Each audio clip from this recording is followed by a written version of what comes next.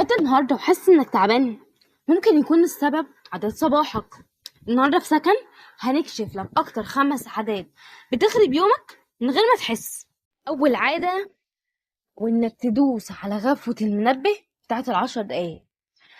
كل ما تضغط عليها جسمك بيحس انه نايم نوم متقطع، والنتيجة هتفتح عينك وانت تعبان اكتر من الاول.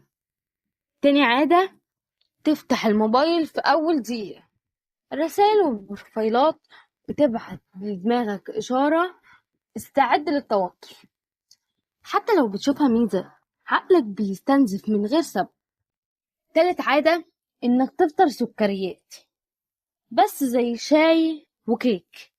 السكر بيخلي طاقتك ترفع فجأة، بعد ساعة بتقع فجأة. النتيجة هتحس بالجوع والتعب بدري. رابع عادة، واغسل وشك بالمية الباردة. المية الباردة هي أسرع إشارة لدماغك إنه يصحى خلاص، ولو استخدمت مية دافية هتفضل نعسان لحد الظهر. خامس عادة، تخرج من البيت من غير ما تخطط ليومك. لو ما عندكش 3 حاجات هتعملها النهاردة هتفضل حاسس إن يومك ضايع منك. عايز تعدلها؟ جرب الحاجات دي بدل ما تخلص يومك زهقان.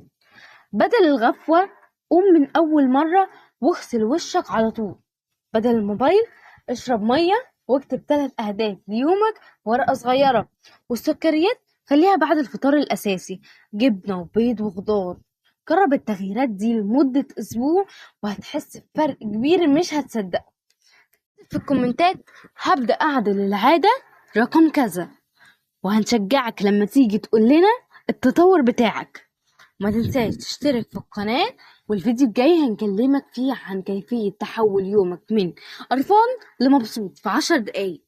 وخلينا نقولك حاجة، الصبح هو مراية اليوم، خليه ينور.